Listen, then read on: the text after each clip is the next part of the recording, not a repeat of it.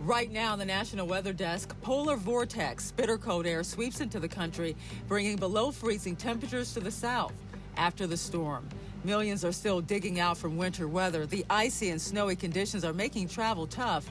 Our team has you covered in all the impacted zones. And these would be the conditions that buses in the city would have to be traveling down. The sidewalks and the roads still very messy here in the District of Columbia. Life-threatening winds. Southern California braces for one of the strongest Santa Ana wind events in years. Cold air flows like a flood, and you're seeing extreme fire danger as a result. Cold-hearted. How the cold weather can hurt your heart. So the effect of all that is to raise your blood pressure and heart rate, and that puts more stress on the heart. Plus tips to protect your car and home in the cold weather. There's a lot of easy methods to kind of DIY weatherize your home. From our nation's capital, this is the National Weather Desk. Good evening, everyone, and welcome to the National Weather Desk. I'm Angela Brown. The last of the flakes finally stopped falling overnight from the winter storm that brought snow from the plains to the East Coast. Now a deep freeze is settling into the country. Lows tonight will dip into the single digits or even lower in places like Minneapolis and Springfield, Illinois, and it will be in the 20s in much of the South, including Atlanta and also Nashville. Meteorologist Brian Vandegraff is here with the latest. What's going on?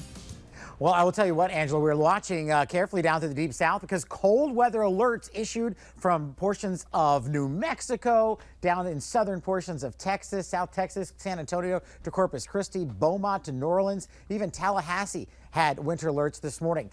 This as we are reeling from the storm that moved through the middle section of the country in the Northeast yesterday. A new storm now developing now by probably Wednesday, Thursday. Some rain and snow mix from Dallas up through Arkansas and Memphis. And then as we head into Friday, snow from Birmingham, Nashville, Charleston to Charlotte. That snow will then push into the mid-Atlantic. Washington, D.C. could get another quick hit of snow potentially on Saturday morning. Maybe a couple inches across portions of the deep south. In fact, you can see this little swath here. 3+ inches of snow in Dallas to 4 in Memphis, maybe 1.5 in the D.C. metro area. Another winter system ahead of our next weather maker that could move in later next week. Angela? Thanks, Brian. They are taking the cold seriously in Texas. Just a few years ago, a polar vortex disrupted the state's power grid, leaving millions of people without heat. Austin City schools are staying open, but as Fred Cantu shows us, they are taking precautions. Operations can be severely impacted when the roads turn treacherous. That's not expected today, maybe not even this week, but the winter is just getting started. And Austin ISD has a long list of protocols to keep the students safe in the winter weather. Superintendent Matias Segura says that safety is always their first priority. And while Austin kids may enjoy the occasional snow day or what passes for a snow day in Central Texas, the parents need the schools to stay open as much as possible because the essential workers among them aren't going to get the day off. The districts also know that parents and other stakeholders want to be notified ASAP about any weather-related issues impacting their students. Austin ISD says if bad weather causes any cancellations or delays, family and staff will be notified by phone, email, and/or text. And now to the snow and ice from this week's storm. We want you to watch this piece of video very carefully. A car is sliding out of control down an interstate off-ramp right here. The driver makes a split-second decision and jumps out of that car. He then loses his footing on some ice as the car then slides.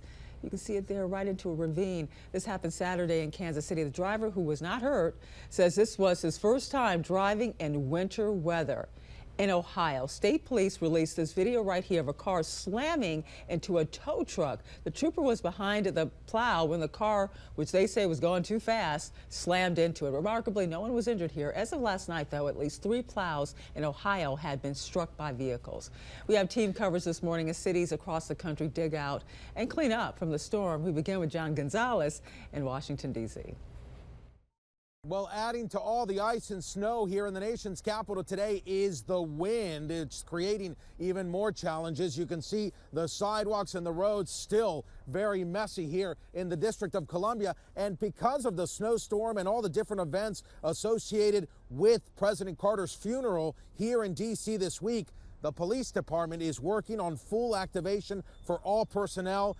It's creating a lot of traffic problems as well with some road closures. 12-hour shifts for these officers until the end of the week. Now, 136 heavy plows have been treating highways, streets, and bridges, ramps here in the nation's capital after the biggest snowfall we've had in years. For the National Weather Desk, I'm John Gonzalez. With Annapolis city officials estimating about 6 or 7 inches of snowfall. It's the first time the city has seen this much since 2022. I woke up and I had one goal in mind today, and that's to ski as much around town as possible. Some even hit the slopes of Main Street. Slopes were pretty good. I had to skate a lot to keep up. There's a lot of exposed brick. I got here a little bit late, but there was just enough patches of snow to make it down the whole street. For Colin Thompson, it's a reason to smile in the midst of shoveling. I love it. I think once a year is great. I think any more than once a year is not great. As the snow keeps falling. They got a little work to do on some of the sidewalks here, but they're getting after it. It's like that truck right there, which is good to see. In the meantime, unless you're going for a stroll, stay home. Well, snow totals in Ohio range from just a couple of inches to more than a foot. While it was tough to get around yesterday, we understand the main roads this morning are looking pretty good. The side roads, of course, a much different story, which is why many school districts are closing again today. Mike McCarthy is in Columbus to show us why. When we got word in the last 30 minutes that Columbus City Schools was canceling classes for today, we went to one of the high schools up here on the north side, just off Bethel Road, and we are now on Bentley Lane.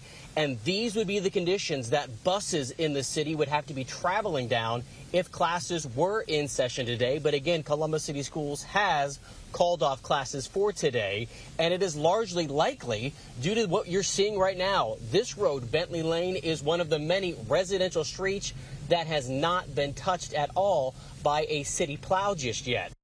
We are on I-71 northbound, or at least getting onto that northbound ramp. You can see that car in front of us having trouble getting up to that ramp. This whole stretch of 71 in front of downtown Cincinnati has not been cleared, and it is quite dangerous. It's pretty backed up behind where we are. We're kind of at the front of the line now, but as you can see, this car in front of us struggling, obviously, to make it in this snow and ice that's still on the ground.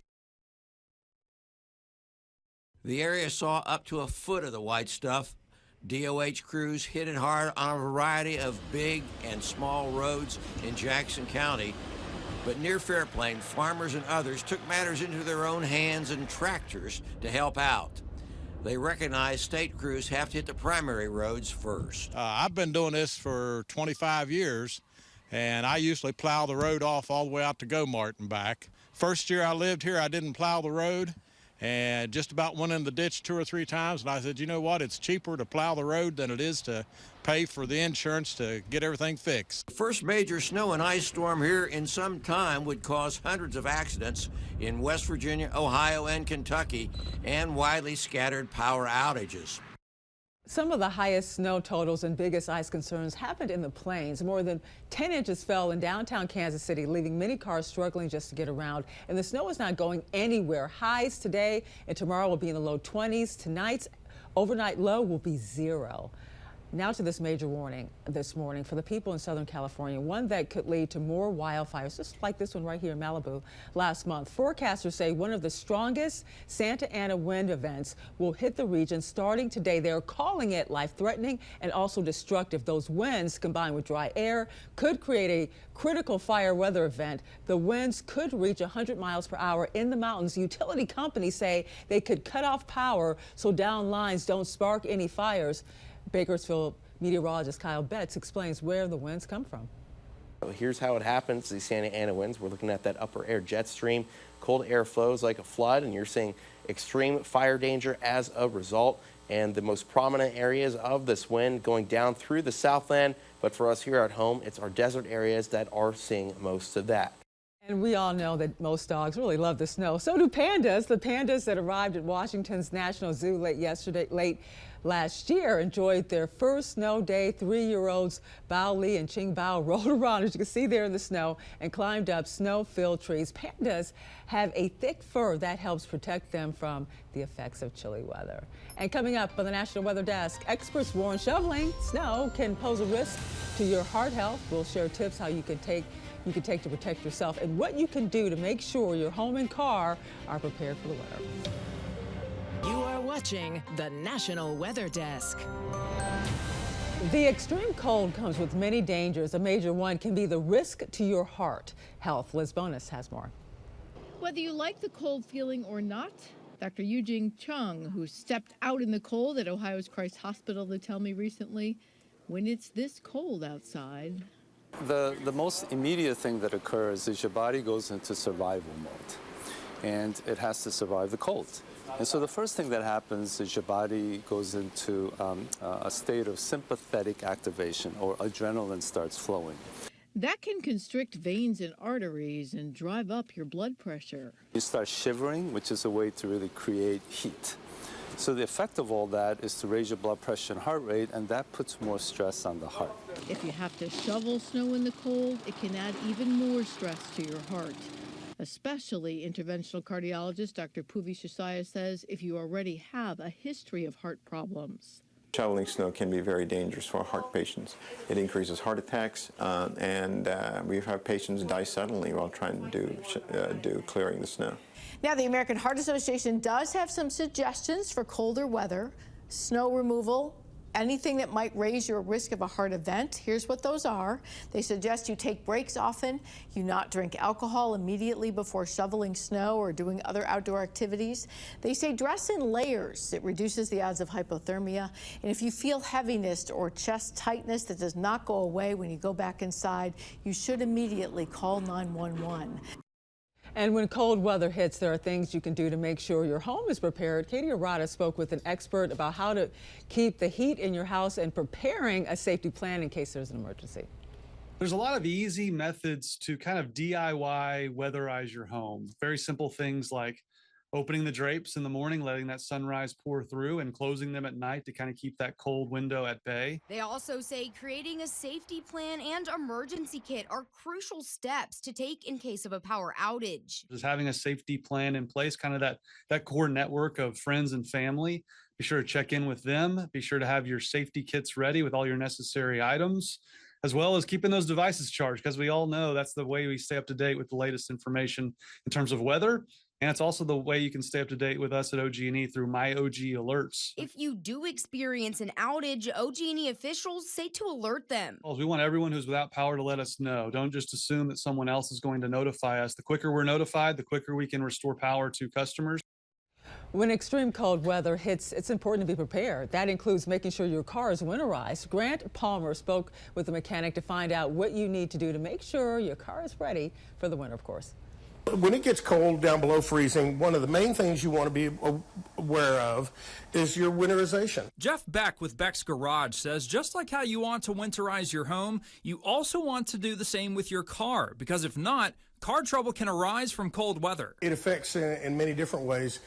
Starting problems, heater, climate control issues, sometimes performance. According to Beck, a lot of car winterization takes place under the hood. Check your antifreeze and definitely check the freeze protection. You can also get a little litmus paper, little litmus checkers that you can check the pH balance and tell if the antifreeze is not just freeze protection, but if it's too corrosive and it's going to eat through your radiator. Beck urges that if you don't take it to a shop and check the antifreeze yourself, do it after the car has been sitting for several hours. I cannot stress enough, it is dangerous to open a hot radiator because it's under high pressure, and that coolant is usually well over 200 degrees. Beck says your tires will likely lose pressure when cold weather hits, so make sure to fill them up. And if you're close to needing a new car battery, get it before it gets too cold, as he says that could be the final nail in the coffin for it. Another issue for your car in the winter can be invaders seeking warmth. Meteorologist Will Haney has more about cars and animals seeking to get warm in those cold winter months. What's up, everybody? Winter is here, and while we're all cozied up inside, guess who else wants to get warm? Rodents. These little critters can wreak havoc on your vehicle during the colder months. So here are a few tips to protect your vehicle from potentially costly repairs. If you have a garage, it's best to park inside, but you'll want to seal any gaps in your garage. Even small openings, they can invite those unwanted guests. A few times during the colder months, you should check under the hood of your vehicle for any signs of mice activity. This might include nesting or chewed wires or tubing. They also sell different sprays at your local car parts store that you can put to deter those mice. Peppermint oil, another more natural option. If you do park outside, park in a well-lit area away from many food sources like dumpsters or trash bins. Follow these tips and drive rodent-free all winter long. Stay safe out there and keep your car in tip-top shape. Mountains can have a major impact on weather. Meteorologist John Gum explains how they can impact snowfall. Well, if you live near a mountain range, you know the mountains can have a huge impact on the weather. But it depends on what side of the mountain you live on, because both sides are not equal. This is a process we call orographic lifting. As air moves toward a mountain range, it's forced upwards, and that air, it cools off as it rises upwards. Well, as the air cools, moisture condenses out of that air, and what we tend to get is rain and snow as that air goes up the mountainside. That's what happens on one side of the mountain. But what about the other side of the mountain? Well, it's just the complete opposite. As that air moves down the mountain, it actually warms. And as it warms, that sinking air creates a dry zone on the other side of the mountain as it descends. We sometimes call this a rain or snow shadow that the mountain casts. So one side of the mountain wet and snowy, the other side tends to be dry. This is called orographic lifting and can have a major impact on weather around mountain ranges. In some places, the cold temperatures means getting out on frozen lakes for ice fishing and also recreation, but you need to make sure the ice is safe. Meteorologist A.J. Mastrangelo has more on ice thickness and also safety.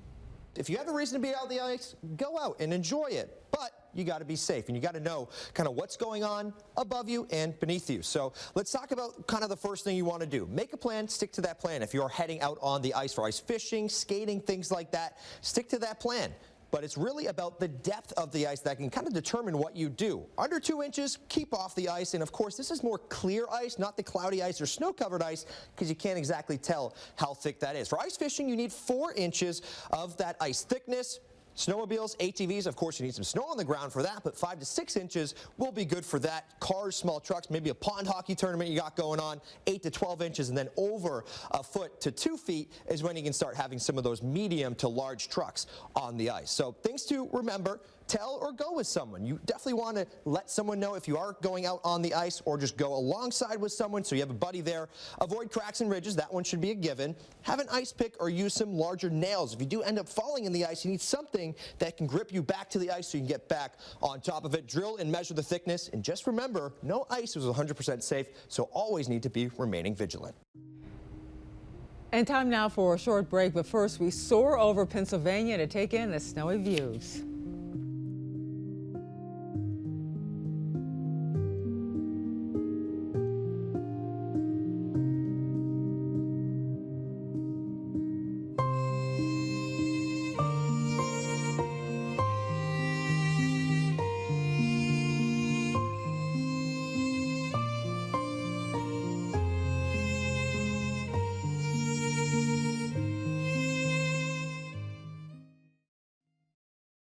Watching the National Weather Desk. These are called light pillars, and they make for a pretty cool photo. But what exactly are they? Right back here, meteorologist Teresa Carter explains. Lighter ice pillars are an atmospheric optical phenomenon that appears in the form of vertical beams of light from the ground upward.